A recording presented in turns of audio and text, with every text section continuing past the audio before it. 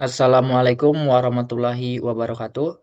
Perkenalkan, nama saya Insan Anugrah dari program studi Agribisnis Hortikultura semester 6 Politeknik Pembangunan Pertanian Yogyakarta Magelang.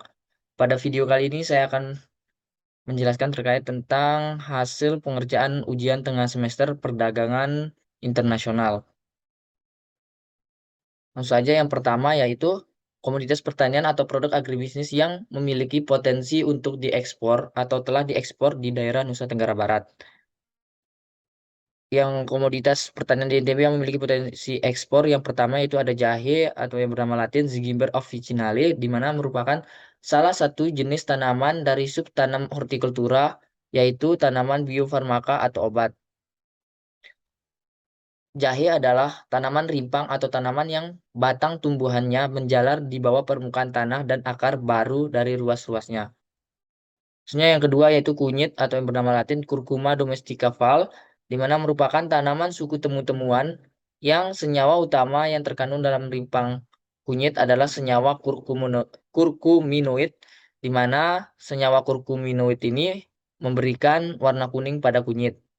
Yang ketiga itu bawang merah atau biasa disebut dengan nama Latin Allium ascalonicum L.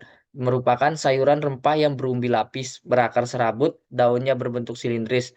Banyak digunakan sebagai bahan pelengkap bumbu masakan, yaitu menambah cita rasa dan kenikmatan makanan. Selanjutnya ada mangga atau yang bernama Latin Mangifera indica L. Merupakan tanaman tahunan atau perennial yang berbatang keras. Tanaman mangga tergolong ke dalam famili Anacardiaceae, di mana mangga termasuk tumbuhan tingkat tinggi yang batangnya berkayu yang mempunyai tinggi batang mencapai 10 hingga 40 meter. Yang kelima itu manggis atau Garcinia mangostana, merupakan tanaman tahunan yang berbatang keras. Tanaman buah manggis juga ini berasal dari aslinya dari Asia Tenggara dengan warna buah ungu pekat, berdaging buah warna putih, dan biji berwarna coklat. Yang kedua yaitu terkait faktor pendorong produk atau unit usaha tersebut dalam melakukan perdagangan internasional. Nah, faktor pendorong yang pertama itu ada kepemilikan SDA, di mana artinya bahwa setiap negara memiliki sumber daya alam yang berbeda.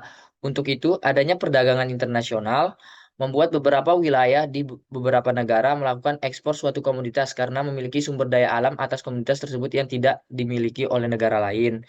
Terus faktor pendorong yang kedua itu adanya kebutuhan pasar internasional, artinya di mana ada ketidakmampuan suatu negara dalam memenuhi kebutuhan dalam negerinya, sehingga untuk mengatasi hal tersebut, negara-negara tersebut melakukan perdagangan internasional atas beberapa komoditas yang dibutuhkan guna memenuhi kebutuhan dalam negerinya ataupun kebutuhan penduduk di dalam negerinya. Yang ketiga yaitu hambatan dalam perdagangan internasional terhadap produk atau suatu unit usaha. Untuk hambatan dalam perdagangan internasional, yang pertama adanya kontinuitas penyetoran barang yang terhambat. Yang kedua itu perizinan ekspor dan impor terkait bahan segar cenderung lebih sulit dan rumit. Adanya saingan produk dari luar negeri lain yang lebih murah. Yang keempat, tinggi dan mahalnya biaya ekspor dan impor untuk beberapa produk. Yang kelima itu adanya prosedur karantina yang dapat menjadi risiko barang ekspor ditolak. Yang selanjutnya itu pengertian sanitary and phytosanitary atau SPS atau perjanjian SPS dan contoh penerapannya. Perlu diketahui bahwa kesepakatan sanitary and phytosanitary itu adalah bagian dari kesepakatan World Trade Organization atau WTO yang berkaitan dengan hubungan antara kesehatan dan perdagangan internasional.